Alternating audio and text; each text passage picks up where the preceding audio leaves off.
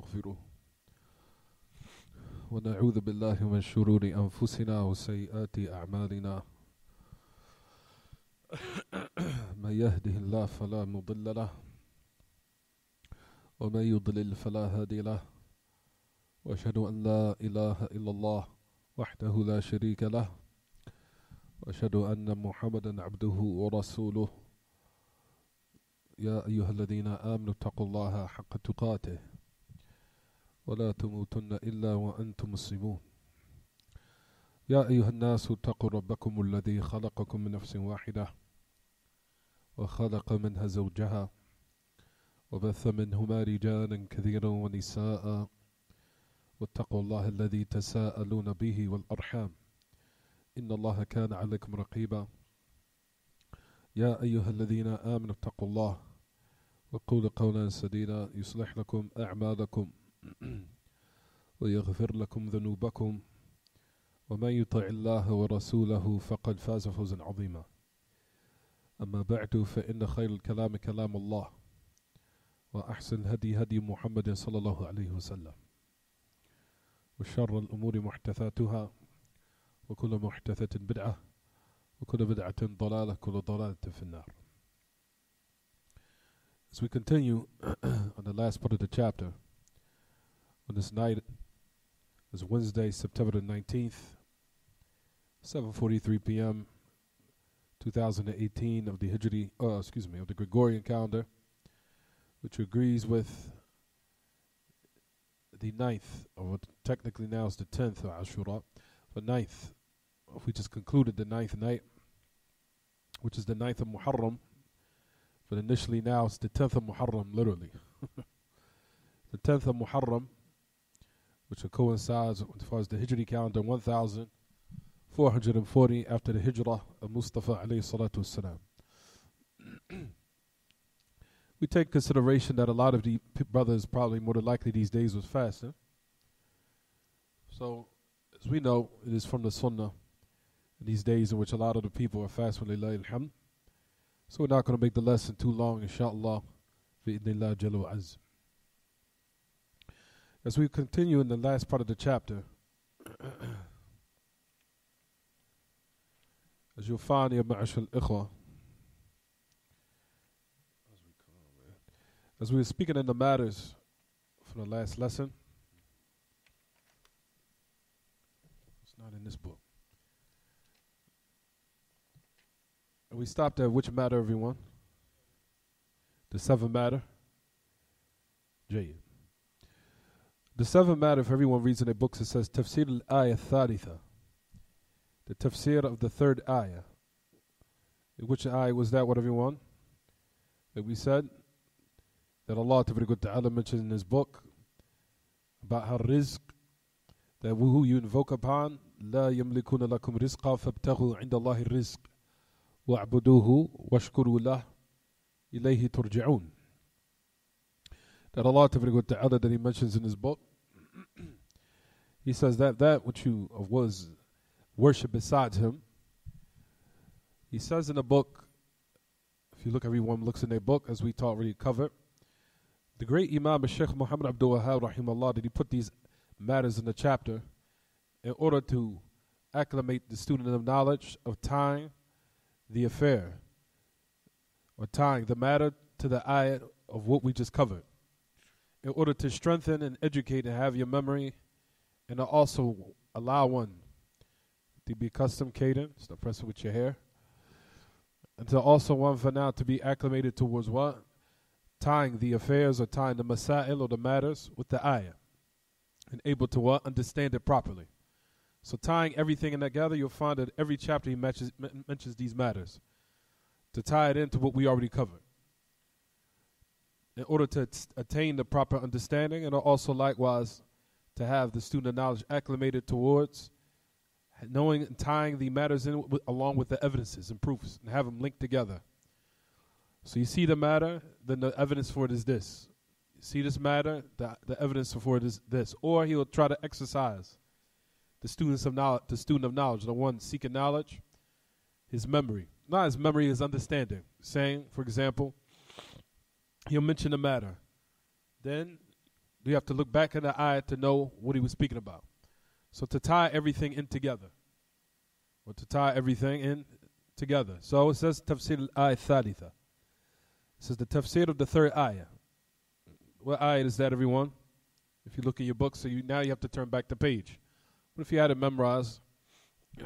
Does everyone know, Zakaria, you know where we are?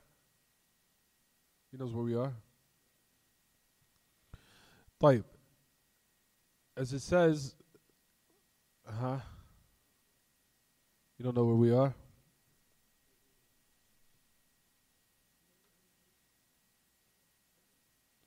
Yeah, but he's reading the matters. We're talking about the matters. Show him where the matters are. Point which matter we're speaking about. That's it. Explanation of the third ayah. So now, if a person will ask, what ayah are we speaking about? That Allah subhanahu wa ta'ala says in his book, in the ayah where we already covered, if you look back to it, if you want to look, where actually as a part of the ayah, it says, فَابْتَغُوا عِنْدَ اللَّهِ الرِّزْقِ. Seek with Allah ta'ala provisions. وَاعْبُدُوهُ وَاشْكُرُوا لَهُ إِلَيْهِ تُرْجَعُونَ. He said those who are invoked besides him or worship besides him, they do not own any provisions. They do not own any provisions or sustenance, meaning of food, water, drink, whatever, money, what have you. All types of sustenance in which the people that they partake in and what they take delight in on a daily basis. That which is invoked besides him does not own any of those affairs. As we talked about, these are from the matters in which Allah subhanahu wa ta'ala has established the affair of Tawheed al-Rububiyyah. Again, you'll find this occurring all the time, all throughout the book until we conclude it and finish it. So Allah subhanahu wa ta'ala is now using as our argument what again? They do not own anything. They do not own, or ownership is what? What category of monotheism is that, everyone? It's Rububiyyah, it's lordship. For ownership is the actions of Allah, meaning Allah subhanahu wa ta'ala owns everything in this existence. Everything, without an exception. Allah, to him belongs everything in the heavens and the earth, without an exception. Even ourselves, our bodies, everything was given to us from Allah to see what we're going to do with it. Even our wealth, our money, everything. Everything we have and we possess is all from Allah himself. And he's given it to us to see how we're going to use it and utilize it. And were we going to utilize it in good, or are we going to utilize it in disobedience to him, or are we going to use it to draw close to him, or go further away from him by subjecting that particular blessing or that sustenance or what have you, and giving thanks to someone else or something else. Everything we have in this existence is from Allah. Everything. Your body, your eyes, your ears, your car, everything, your money. Everything is from Allah. And Allah Ta'ala is the one who granted you the intelligence. Because some people do not have the level of intelligence to attain certain types of provisions. They weren't given that level of intelligence. But certain people was. Certain Allah Ta'ala facilitated for them to have the intelligence to want to attain provisions in an easy manner. But however, ultimately that intelligence is from who? Allah gave it to you. So all the talent that one possesses, all of it is from Allah. So like we said, ownership, which was mentioned in the ayah, I don't think it's in your books, everyone. It's not there. They only mention a part of it. Or the great Imam, a Sheikh, only mentioned a part of it. If you look to the whole ayah, again, it says that those idols that are worshipped besides him, they do not own any provisions. Also, likewise, provisions or sustenance is also from a category what, everyone? Rububiyyah. So Allah Ta'ala again establishes that all these affairs that he is the one that does, or he's the one that continuously does it consistently, subhanahu wa ta'ala. Also likewise from the aspect of Tawheed al-Rububiyyah, as we mentioned. So then Allah subhanahu wa ta'ala establishes again Tawheed al-Rububiyyah in order to establish an affair, as we mentioned. فَابْتَغُوا عِنْدَ اللَّهِ الرِّزْقِ. Seek your provisions with Allah. Meaning direct the worship of what? Asking sustenance. Asking sustenance. Then as we discussed last class, right, everyone, what did we say? How is this ayah connected with the chapter? So now that when we discuss the ayah, or this verse, how is it connected with the chapter, everyone? Look to the title of the chapter. The chapter is from polytheism is to put forth that worship, which is called istighatha, for other than Allah, or what, everyone? Or invoke other than Him. That's the title of the chapter, right, everyone? Taib, how is this connected with the verse here? How is it connected? What did we mention from last class? What did we say? Say it again. I mentioned that, but that's just a side benefit. But that's not the reason why the great Imam, Sheikh Muhammad Abdul-Wahhab, rahimahullah, put the verse in the chapter. What's the reason? Why did he put this verse in the chapter? Why, everyone?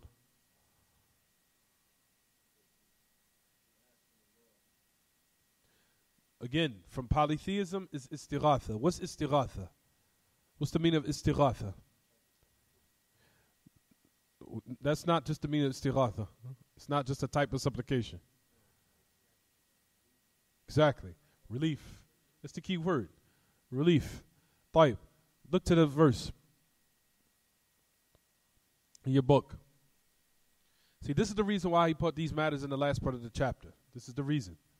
So you could tie the evidence to the matter to tie the matter at hand to the ayah, to the verse. Seek your provisions with Allah. I'll say it quickly. The reason why, when a person does not have any provisions, what is he in a state of? He's in a state of need. He's in a state of what? Adversity. He's in a state of what? I said need. He's in a state of adversity. He's in a state of what? Adversity, hardship, difficulty, when you don't have provisions. So that's the reason why I put the ayah in this verse in the chapter. Pay attention. The reason why I put this verse in the chapter is because of what? Because when a person does not have sustenance, or he does not have provisions, what is he in the state of, everyone? He's in a state of hardship, difficulty, need, adversity, some very stressful times. When a person does not have what? Provisions. So this is a type of what? Istighatha. When a person asks Allah Ta'ala for provisions, when he does not have it prior, or when he does not have it before, he's in a state of difficulty. So when he seeks his provisions, then he attains what? Once Allah has given him provisions, what does he attain? Tafaddal. He's attain relief. So that's the reason why the ayah is what? This is the reason why the ayah is put in the chapter. Sakariya. Focus. You understand, everyone? So the ayah in the chapter is saying, seek your provisions with Allah. As it said in your books, right, everyone? Isn't it there? Seek your sustenance or your provisions with Allah. Doesn't it not say that? So what is it saying here? It's saying the reason of why. The great Imam, you can write this down in your books, the reason why he could put the verse in the chapter is because seeking before having provisions, or before having sustenance, one is facing adversity, difficulty, stressful times. It's in a state of what? Stress. Then once he seeks his provisions with Allah, and Allah gives it to him, then he gives him what? Relief. So that's the reason why the ayah was mentioned in the chapter. Why he used it as an evidence. For what? For istighatha. That's he used it as an ayah in the chapter for what? The ibadah, or the type of worship, which is called what, everyone? Which is called istighatha. Istighatha means, as we said, it's a type of supplication. It's a type of supplication where one is seeking relief at a time of difficulty and stress. That's istighatha. It's a type of worship. It's a type of worship that's only for Allah subhanahu jalla fil ula. So like we said, ya ma'ashal ikhwa, what did we say? So again, and the verse was mentioned and put in the chapter for this reason. Is it clear what I'm saying? Or do I need to repeat it?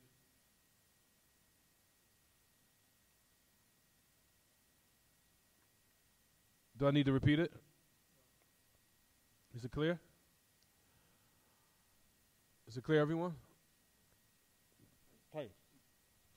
So he said yes. He said no?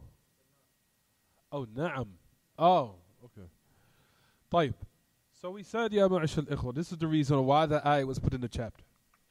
Why you see how the great Imam, why he mentioned it in the chapter, and you see how he was able to see how this particular evidence is connected with the matter at hand, which is how from polytheism, istighatha, if it's given to other than Allah, that's considered polytheism.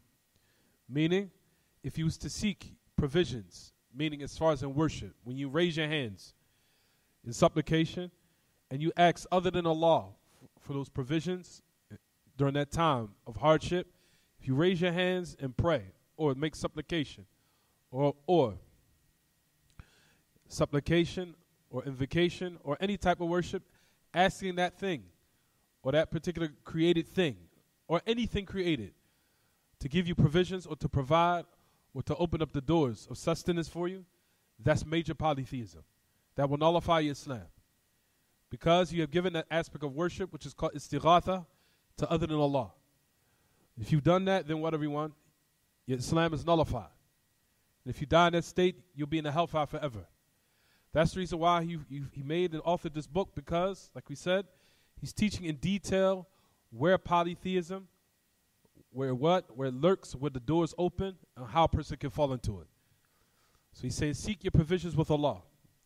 Meaning that aspect of worship, which is istighatha, when you want that relief, when you want Allah to give you provisions. Because usually when a person asks provisions, he's usually in a state where he's in need, where he's in great difficulty, or facing some type of trying circumstance that is heavy upon him. And he wants Allah subhanahu wa ta'ala to facilitate or give him some type of ease or relief from that predicament that he's in, or that plight or something that is facing him of a very difficult circumstance.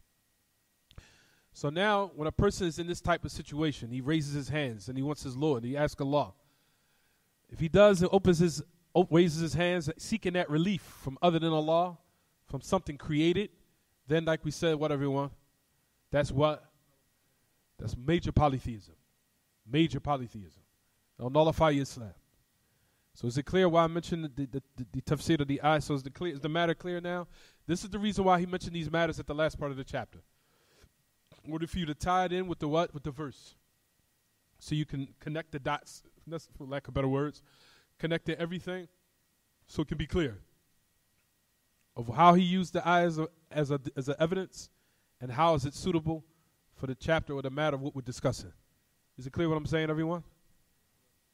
طيب. So the next one he says, I think it's already, we need to repeat it. He says in the 8th matter, which is what? إن طلب الرزق لا ينبغي إلا من الله كما أن الجنة لا تطلب إلا منه. He said, for verily, seeking provisions, لا ينبغي. I want to see how they translate لا ينبغي here, because لا ينبغي has certain meanings. Read the 8th one for me. What does it say?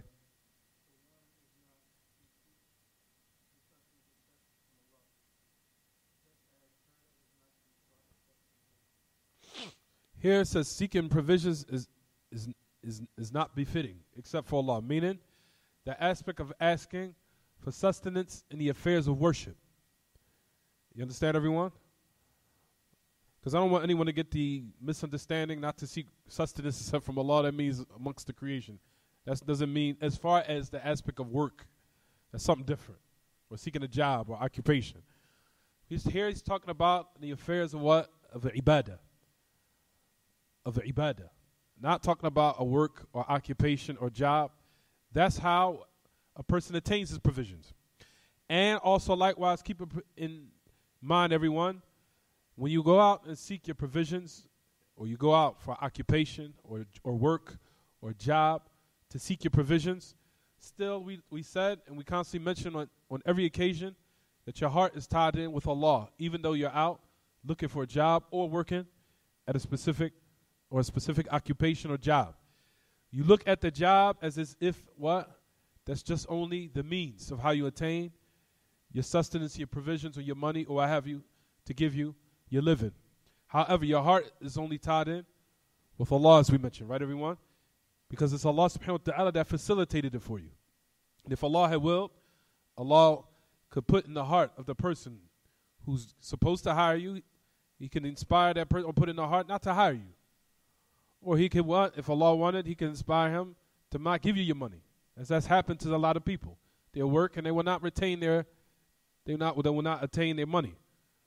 Or if Allah will, or certain people in certain dealings, or certain transactions of business, or business ventures, or what have you, if Allah will, of course in a means of one way that's impermissible, but maybe the person will not give you your money. All these affairs ultimately is in the hands of Allah. But the creation is the means of how you attain it. It's the sabab, it's the means. But ultimately your heart is tied in with who? With Allah subhanahu wa ta'ala. Is it clear what I'm saying, everyone? So that's what it means here, that the provisions of your heart being tied in only with Allah, of course, and that the affairs of sustenance pertaining to worship is only sought from Him, ultimately. And that the creation is just the reason of attaining your sustenance. That's it. Of your food, your drink, your livelihood, your money, your check, or what have you.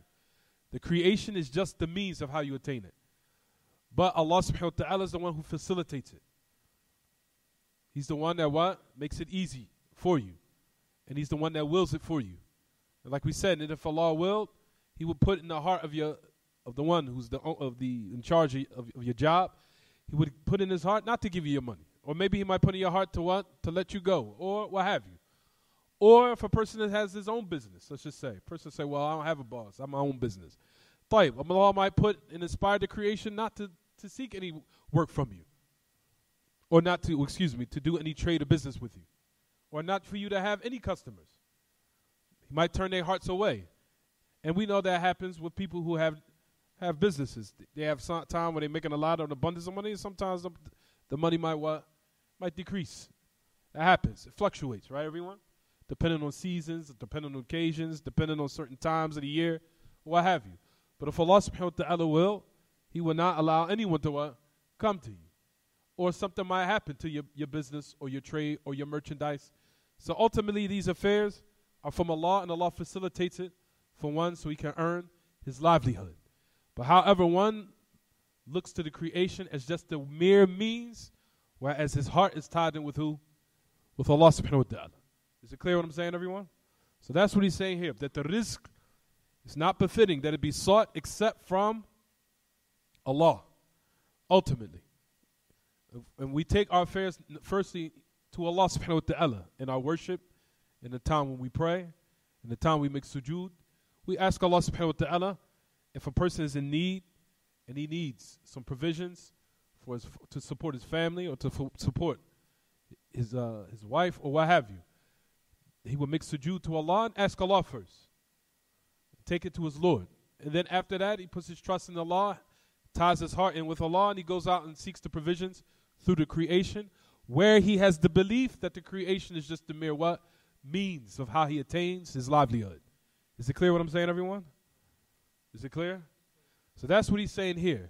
He says that in طلب الرزق لا ينبغي إلا من الله كما أن الجنة لا تطلب إلا من. Like seeking provisions is not befitting except from Allah, or is not sought except from Allah. It's not befitting that it be sought except from Allah, Just as paradise is not asked or sought except from Allah. Is it permissible to seek paradise or ask paradise for anyone other than Allah? Is it to ask anyone other than Allah to enter them into paradise? La. As we know that the affair, all of it on the day of resurrection will be for Allah ta'ala. طيب. The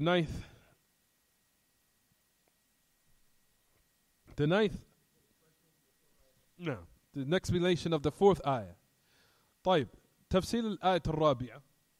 Just before we get to that part, the ninth matter, before we discuss it, just return back to the eighth. It's just as Ali had mentioned a couple of minutes ago, from the side benefits of what we said about this ayah, is that provisions is opened up by what, everyone? If one wants his provisions to be opened up and he wants it to be expanded, or he wants Allah to facilitate it, make it easy for him, if you look in the ayah in your book, Allah subhanahu wa ta'ala mentions what, everyone? He says, seek your provisions with Allah. Then what does it say in the same verse? Worship Him and be thankful. For those are the two elements and key factors in what, if one wants his provisions to be facilitated, and if he wants it to what, be augmented and increased, then he will actualize those two conditions. As we talked about last lesson, that was the side benefit of what we said in the last class. Well, the Prophet ﷺ said that Allah said, يَا ابْنَ آدَمْ تَفَرَّغْ لِعِبَادَتِي أَمْلَأْ صَدْرَكَ غِنًى وَأَسُدُّ فَقْرَكَ وَإِن لَمْ تَفْعَلْ أَمْلَأْ صَدْرَكَ شُغْلًا وَلَمْ أَسُدَّ فَقْرَكَ. He said, oh, Ya Ibn Adam, devote to my worship, and I will what? I will fill your heart up. I will fill your heart up with ghinan. I will enrich your heart. I will put enrichment in your heart. So two things can either happen. Either Allah will what? Open it in a tangible manner, which is outward, meaning from your provisions, your livelihood, money, sustenance, outwardly. Or Allah Ta'ala will do something that a lot of people don't have, which is to put in their heart contentment. So that's a form of enrichment. A lot of people think that it's just what? Something tangible, or what's put inside of one's hand, or what he can see, as far as food or water or money or what have you. That's not just enrichment. And that's it. Rather, the greatest enrichment is that Allah will put in the heart of the individual contentment. That's a form of enrichment. Is it clear what I'm saying, everyone? Contentment, meaning that you suffice of what you have, and Allah will make you feel that thing that you have is adequate. That's enough. To the point where you don't have to keep getting more and more and more and more, never being satisfied nor being happy. But that's a form of enrichment. So it can mean either that.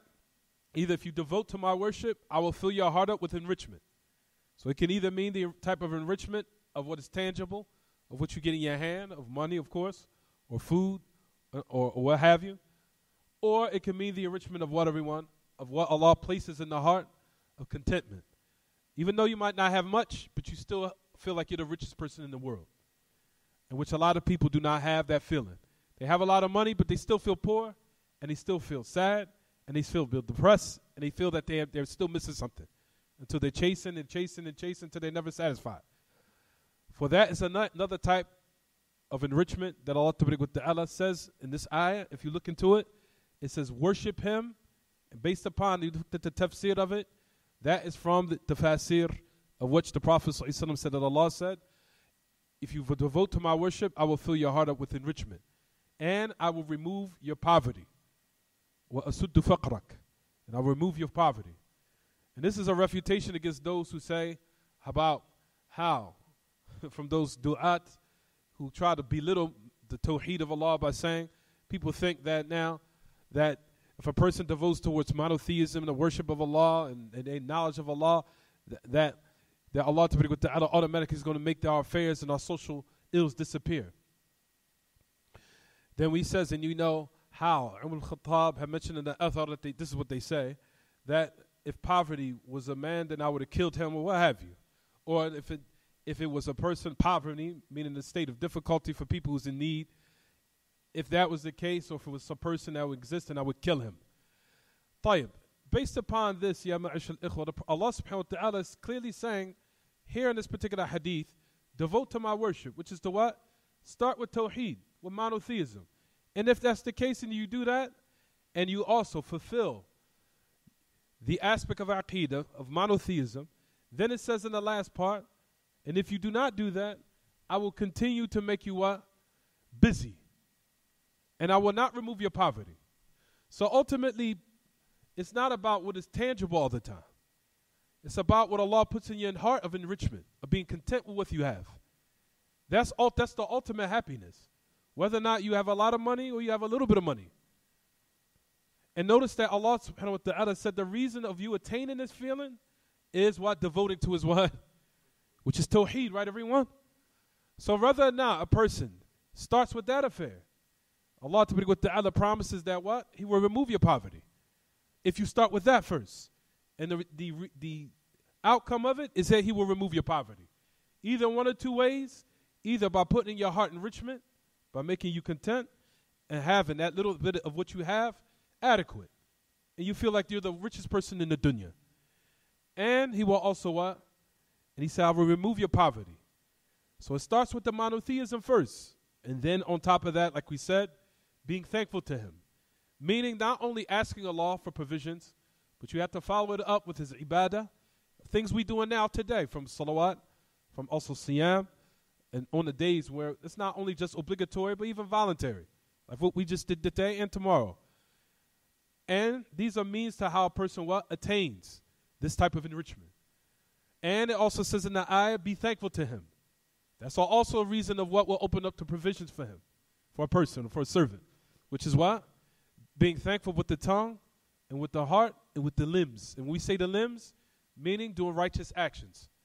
That also will be a means for attaining what? The provisions of Allah and enrichment from Allah. Is it clear, everyone? And like we said, a lot of people think enrichment is just what is tangible. It's not just being tangible in your hand. The true enrichment is that Allah give you a little and you sufficing with that. That is the greatest of enrichment. And that which Allah subhanahu wa ta'ala gives conditions for that. The conditions for that is it has to be upon monotheism, and then one has to follow it up with obedience and righteous actions and being thankful. And that thankful part of that, like we said, is with the tongue and with the heart and with the limbs, meaning that you utilize that particular blessing in accordance to his obedience. And that disobedience is a form of your provisions being removed. Because a lot of people, we have to keep reminding ourselves of this. Provision, sins and disobedience is the opposite effect. Can be a cause of your provisions and what you have of something of a blessing being taken away and being snatched. Is it clear what I'm saying, everyone? Due to that ayah, as Allah Ta'ala says in Surah Ibrahim, where he says, وَلَئِن شَكَرْتُمْ لَأَزِيدَنَّكُمْ وَلَئِن كَفَرْتُمْ إِنَّ عَذَابِي لَشَدِيدٌ. He says, if you are thankful, I will increase you. I'll give you more. And if you are ungrateful, verily my punishment or my atonement is severe. طيب. So the fourth one, everyone. So it says now, تفسير الآية الرابعة. The تفسير الآية الرابعة. The tafsir of what, everyone? Of the fourth ayah. What's the fourth ayah? Where Allah Ta'ala says in his book, وَمَنْ أَضَلُّ مِمَّنْ يَدْعُونَ مِنْ دُونِ اللَّهِ مَنْ لَا يَسْتَجِيبُ لَهُ إِلَى يَوْمِ الْقِيَامَةِ وَهُمْ عَنْ دُعَائِهِمْ غَافِلُونَ وَإِذَا حُشِرَ النَّاسُ كَانُوا لَهُمْ أَعْدَاءً وَكَانُوا بِعِبَادَتِهِمْ كَافِرِينَ. Allah subhanahu wa ta'ala jalla fil ula. He mentioned in his book that he says, who is more astray? And Allah gives the reasons and clarifies how one is the most astray in the ayah itself.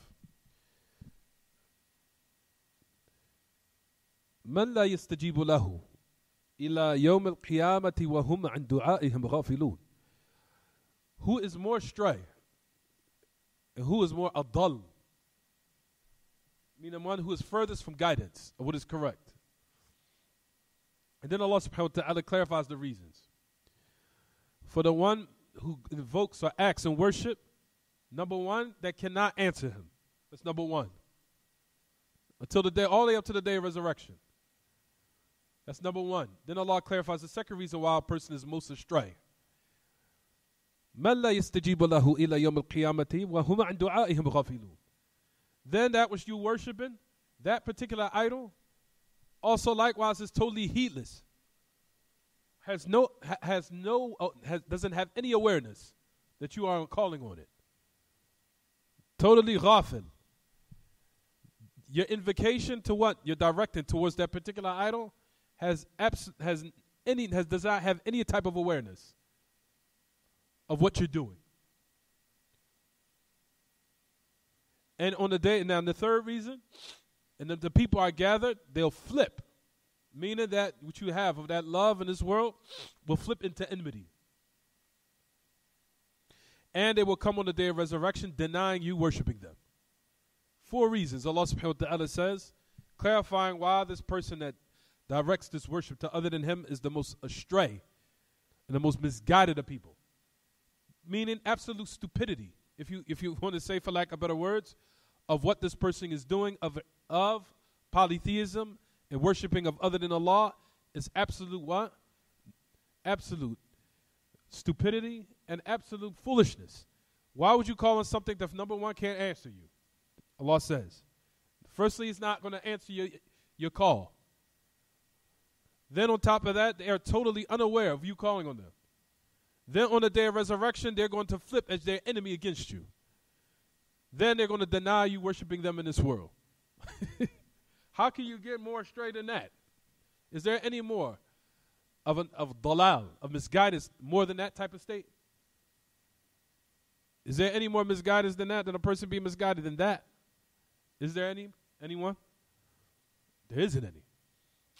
So Allah Ta'ala declares the 4 reasons here in this particular verse of why this person is considered the most misguided of people.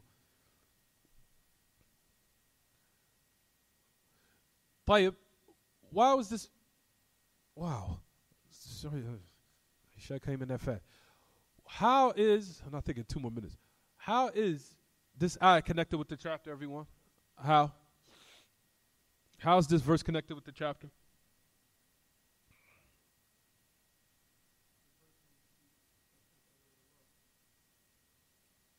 Say it again. No. The 4th ayah. You guys are not with me.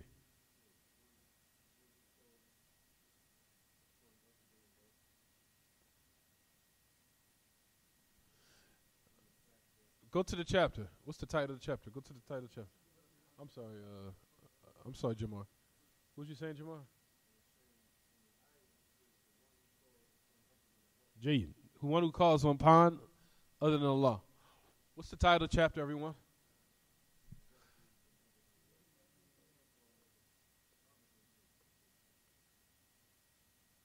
Seeking refuge. Where you get that from? Huh?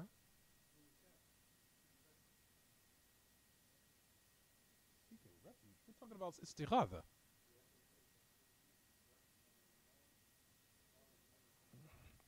You guys could correct that for istighatha. That's unclear. That type of translation is unclear. Seeking refuge? Seeking refuge is a whole totally different worship. You could correct that in the book. If they wrote that, that's improper. Seeking refuge is a totally separate worship. The istighatha. Istighatha is another aspect of worship. It's a total separate. That's something separate. So what we're talking about here is what? The tafsir of the ayat al-rabi'ah, the tafsir of the 4th ayah is what? How is this connected with the chapter? How, everyone? We say this. This is the reason the 4th ayah. I have in my book. Let me see something.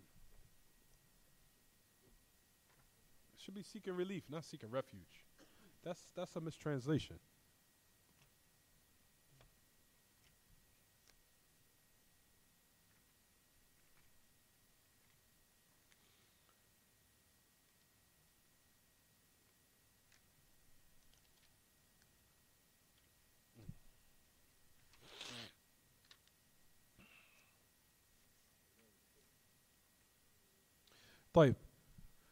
How's this verse connected with the title of the chapter? How, everyone? Look to the title of the chapter and connect the dots.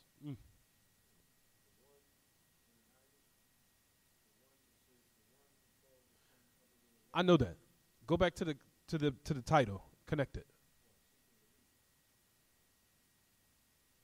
Like, how seeking relief? There is relief.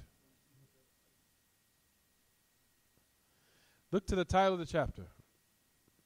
Read the full title of the chapter. And go back to the verse. Right now, a person will ask you, what's the istighatha for other than Allah is haram? What's your dalil? This is the reason why it's connecting to the matters in the end of the chapter to the verse, so you can know the connection. A person will ask you, how's istighatha for other than Allah haram?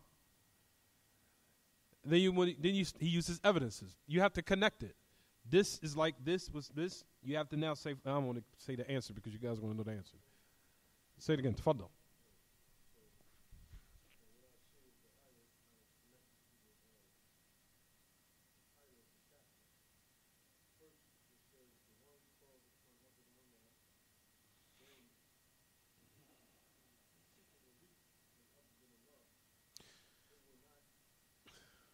تفضل. Yeah.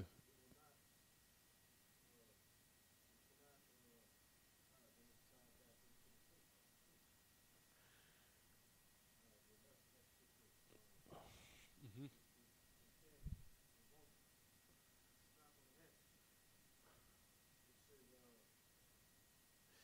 Say this.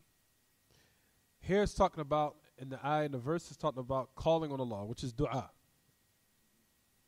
The title of the chapter is istighatha, is what? It's a type of dua. Here in the ayah, it's talking about what? Dua.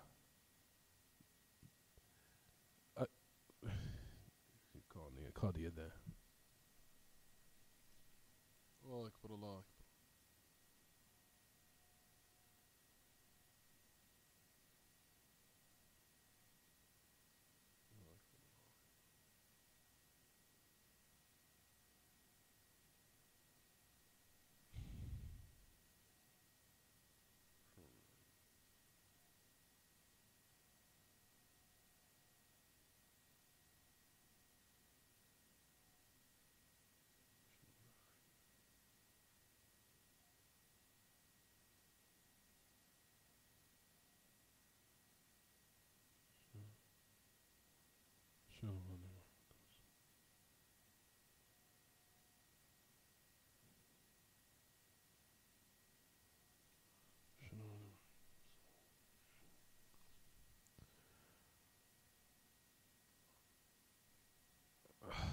ولا قوة إلا بالله.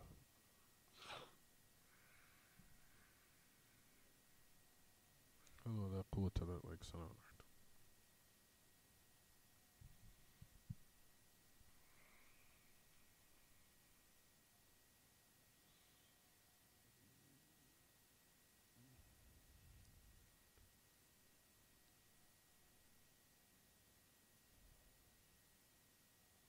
الله أكبر الله أكبر.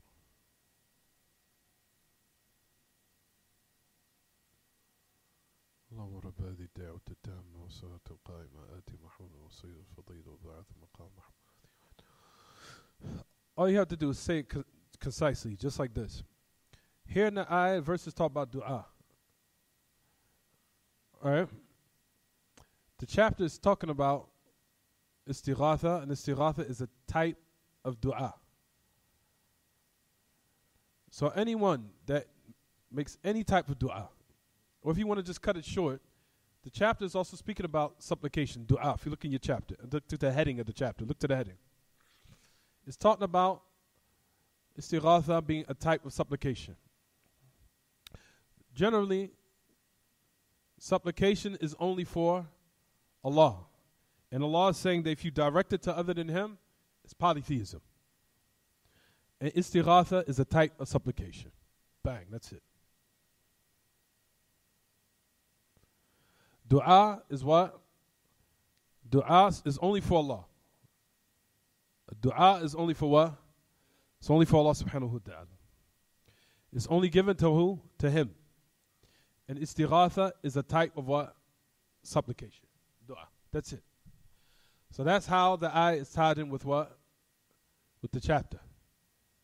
Is it clear, everyone? Do I need to repeat it? Zakaria, is it clear? You sure? You sure or you're not sure? So that's the reason why he put the ayah in the chapter. He's saying that dua is only for Allah. And istighatha is a type of dua. Is it clear?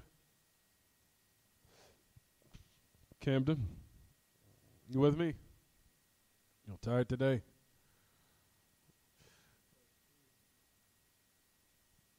We almost finished. Is it clear, everyone? So far, so good? But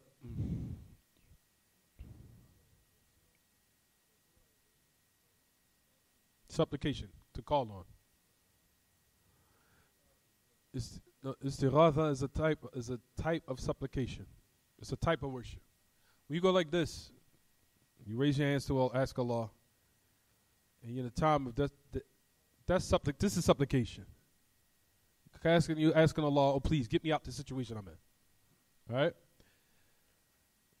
Also, there's other types of supplication. You could do it when you're in the state of stress. You could do it in the state of ease, when you're concerned for someone. You make dua, you supplicate and ask Allah or pray for them. You pray for them, asking or relieve them of their stress. But that's not stressing you out. But you're asking Allah to relieve their difficulty or hardship. That's all this supplication. What's the type of supplication? Type. Now when you're in the state when you're stressed out, you want relief. Your supplication now has become something called istighatha. So istighatha is a part of supplication. It's just there's different types of supplications. You have supplications which are in time of what? When you're at a time of ease. When you're in a time when you want to make supplication for your mother, your sister, the loved one, your brother, whoever. Are you in a state of difficulty? Not necessarily. Right or wrong? Type. Even in the, I don't want to go off the subject. Type. Then you have supplications when you're in a time of what? Hardship. Something's going on in your life. You want to be what? Relieved. You want it to be removed. So you call on Allah. And you're in a time where you're crying. You might be crying, stressed out. You have no one to turn to except Allah. And you ask Allah to take you out of that situation. That type of supplication is called istighatha.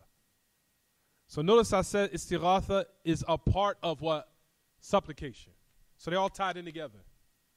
Right, everyone? So every istighatha is what? Is dua. But not every dua is supplication. Every istighatha is what, everyone? Dua. But is every dua istighatha? No, it isn't. Is it clear what I'm saying? Is it clear? So, istighatha is a type of what? Of supplication. It's a type of supplication. But it's not all supplication. Supplication can be time where you're happy, sad, with need, or what have you. You get what I'm saying? So just istighatha is just a certain circumstance. From the many circumstances there are when a person asks Allah to what? To grant them a certain type of affair or whatever type of endeavor they're facing. You're asking Allah to what? To relieve you of that thing. That's only in a specific time or specific situation. So that's istighatha. طيب. The last part was the 11th. I gotta make wudu myself. What's the 11th? We already read that.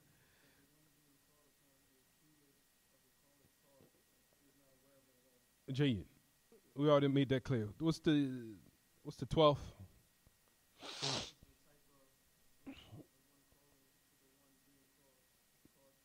Insult. Look how they translate sabab as sub.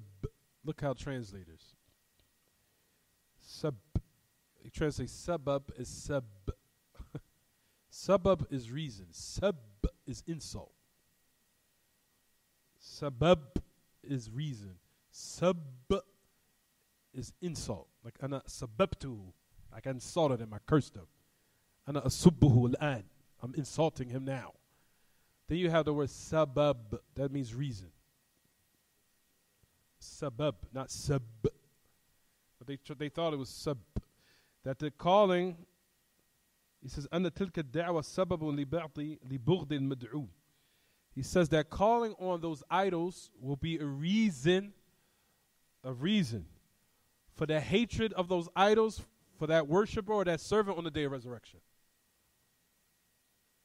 It will be a reason of that idol hating him on the day of resurrection. Is it clear? That you in worshiping them, that will be a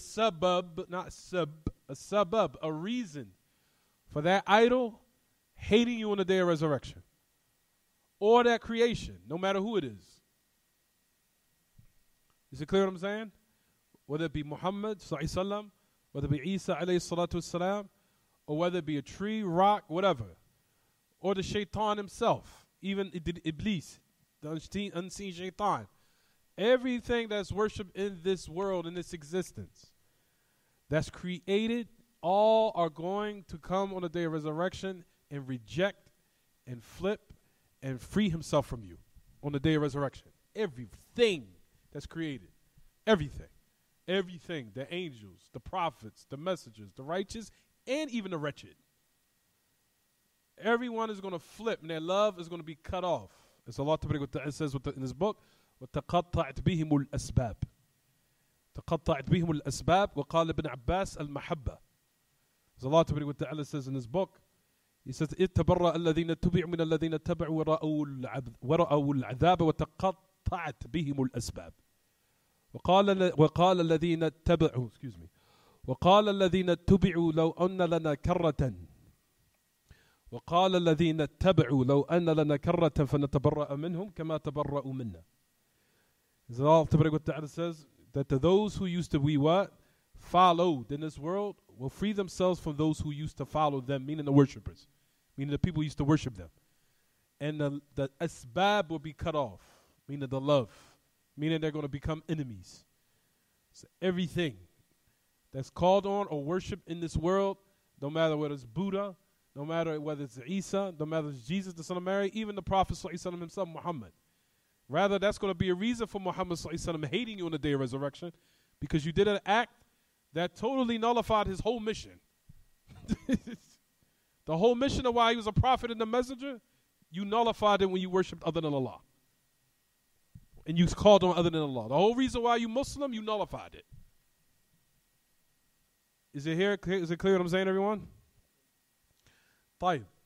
So that's the reason why it's saying that أن تلك الدعوة سبب لبغض المدعو الداعي وعداوته له. So that invocation or that direction of worship, that meaning that what you're calling on, will be a reason of the hatred of the one that was being invoked, meaning the idol or the person that was created. And a reason now it will flip where they will become enemies and free for themselves from its worshippers on the day of resurrection. Is it clear, everyone? طيب. Is it clear, Camden? You sure? You're not just saying it? Is it?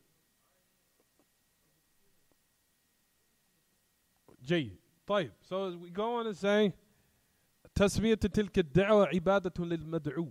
As Allah Ta'ala had called dua a type of worship. Yes, we'll talk about that, inshallah. He says Allah Ta'ala called dua worship. That's another ayah which we'll clarify later. We already talked about it. We could skip that, alhamdulillah. طيب. Let's get to the 16th. What's the 16th? Tafsir al-ayat al-khamisa. 16th. Mm-hmm.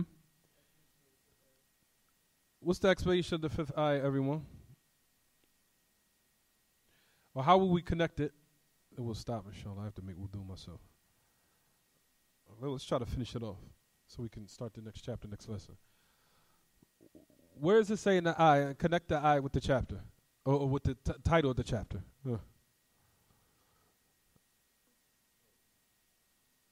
وقال الذين اتبعوا. Yeah, no. Jade. Connect it with the title of the chapter, everyone.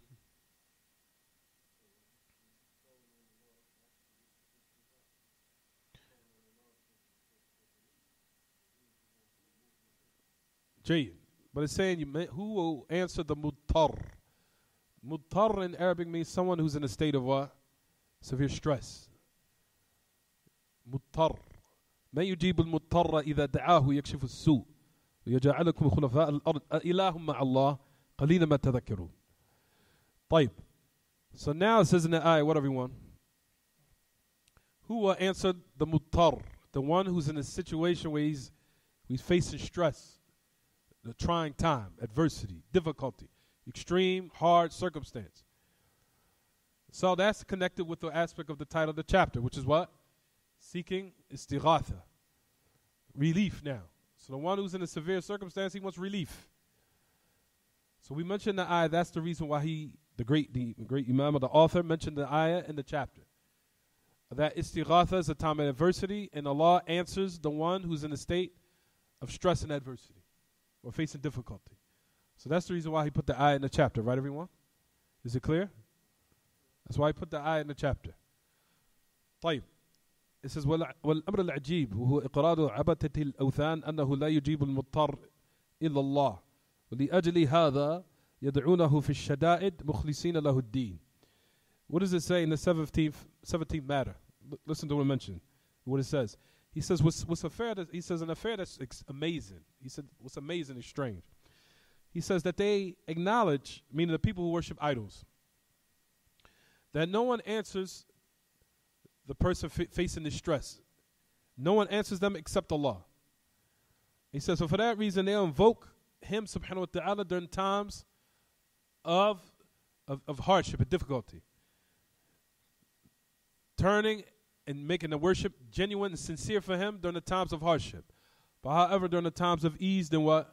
They return back to polytheism.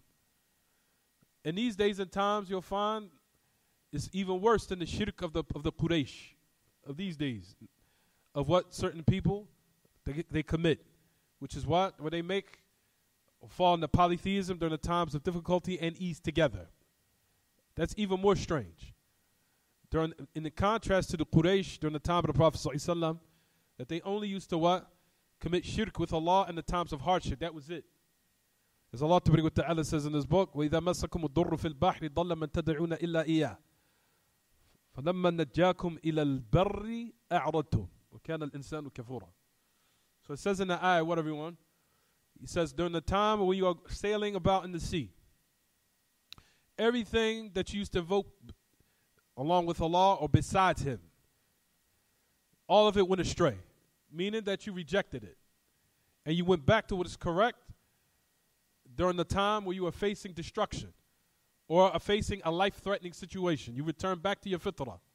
You return back to your natural disposition as a human being, which is correct. When you had your life being threatened and something came at you where you seen as if your life was about to end, then you return back to the ibad of Allah. But when you return back to the land and Allah gave you that relief, you turned away from His worship. You'll find that it's, as the great Imam mentioned in a book called Kashf al-Shubahat, that he said that the ibadah or the shirk of nowadays is even worse. Where you'll find that the people what? Fall into polytheism during the time of hardship and ease together, which is even worse. During the time of the Prophet ﷺ, during the time of the Quraysh, where they only made shirk with Allah only in the times of difficulty, and they returned back to what was correct during the time, they turned back to what was incorrect during the time of ease, and during the time of extreme circumstances or time that was life-threatening, they went back to what was correct. That was what? That was during the time of the Prophet ﷺ. But however, during these days, you'll find that people commit shirk in both circumstances. They'll call on other than Allah during the time where they face stress or in the time where they're facing ease, both, which is even worse than what? Than the shirk of those who came during the time of the Messenger of Allah ﷺ. To let you know how what? The Quraysh, and it's sad to say, as we will clarify, inshallah, that you'll find when we have the time, that it's sad, but a lot of during the time of the Prophet ﷺ, they had an exact understanding, a correct understanding of the meaning of La ilaha illallah than a lot of some of the Muslims in these days. Not saying that they're kuffar, we're not going to make takfir of the Muslims, but to let you know how far away they've gotten as far as in learning their fundamentals and educating themselves. So they fell into something in the mere fundamentals that even the kuffar, the Quraysh, understood properly. Those who the Messenger of Allah was sent to correct, and they understood it properly. They understood the meaning of La ilaha illallah. They understood that it means that they will have to direct their worship towards Allah, and they had a full, proper understanding of Tawheed al-Rububiyyah. That's why Allah used it as an argument to establish upon them that He's the one that deserves to be worshipped. All throughout the book of Allah. Right, everyone? As we just mentioned that. But you'll find during the Muslims of these days, in a lot of Muslim countries, that their meaning of La ilaha illallah is totally warped. To let you know, like what? How? Far away, how the Muslims have distanced themselves from what is the correct understanding of La ilaha illallah, to the point where it's embarrassing that the kuffar or Quraysh knew the understanding meaning of La ilaha illallah, even though they weren't Muslim and you are Muslim. It's embarrassing. You understand, everyone? It's totally embarrassing that a mushrik would know the meaning of La ilaha illallah and a Muslim who says La ilaha illallah doesn't know the proper meaning of it. That's the type of argument that the great Imam was putting in his books, to let one know that if this is the circumstance with a lot of the Muslims, shouldn't this not be the thing they should be focusing on and making sure it's rectifying first, because it's the most important of matters. There's nothing more important after this matter what we're discussing, because everything else is built upon this. Everything else, from your salat, from your wudu, from your hajj, from your umrah, from your good deal, learning ahkam of zakah, ahkam of siyam, ahkam of wudu, ahkam of umrah, ahkam of hajj, ahkam of marriage. All those things are branched off from this. If this isn't found and this is not correct or rectify, everything else is fruitless. It's done. There's no value to it. Is it clear what I'm saying, everyone? So that's the reason why, if this is not the affair in which the majority of Muslims are went astray in, and why they have not only difficulties as far as in the aspect of branches, but as far as in these affairs in which you'll find that Allah Ta'ala has mentioned in so many different ayat repeatedly, why wouldn't that be the affair that you focus on first? Leave off the politics, leave off the side arguments of knowing, for example, that whether or not a baby was born, that was brought to my attention, the lecture of so-and-so of the Family Islamic Center. What's the difference between a baby being born or a baby at the bed or a baby of fornication? At the end of the day, akhi, we're trying to get the people to stop fornicating in the first place. We just want that to stop. We need our brothers and our sisters to stop being whores. It's the truth. Keep your legs closed until you get married, sister. How about that? You worrying about what's the difference between, we want to go to this place so we can know what's the difference between a baby at the bed or a child at the bed or the child of fornication. What's the difference between the two? Akhi, why don't you just stop fornicating? Can you stop doing that? How about let's all alleviate it all at once. Stop fornicating. Can you do that? And you won't stop fornicating until you have knowledge of Allah, which we're doing right now. Once you attain knowledge of Allah, then everything else will fall into place. And inshallah, if Allah gives you tawfiq, you'll know why you left off the fornication, the adultery. Because you know it's a form of the ibadah why you're doing it. Because you're doing it because you want your Lord to be pleased with you. And knowing that ultimately on the day of resurrection, Allah is going to lay that out, that you had your legs open with a man that wasn't your husband. What's your answer?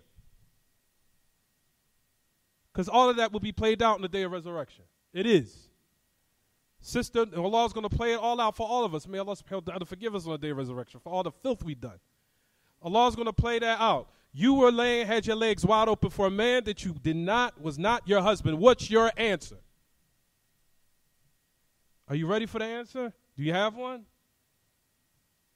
So stop worrying about, is a child at the bed? Is a child of this? Is a child of that? Why don't you just stop fornicating? Stop committing adultery.